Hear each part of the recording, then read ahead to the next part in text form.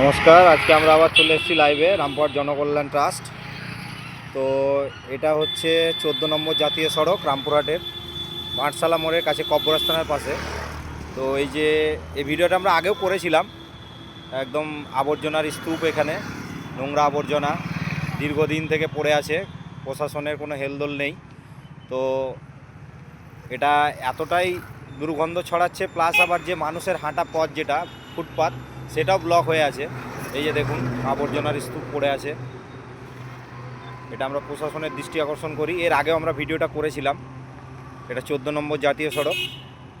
এই যে তার পাশেই এই দেখুন আবর্জনার স্তূপগুলো পড়ে আছে, নোংরা, দুর্গন্ধে টেকা যাচ্ছে না। তার উপরে আবার যে ফুটপাত যেটা মানুষের হাঁটার পথ সেটাও ব্লক হয়ে আছে। তো আমরা প্রশাসনের দৃষ্টি আকর্ষণ করি, এটা একটু দেখবেন। রাস্তার উপরে মানুষের যাতায়াতের অসুবিধা হচ্ছে।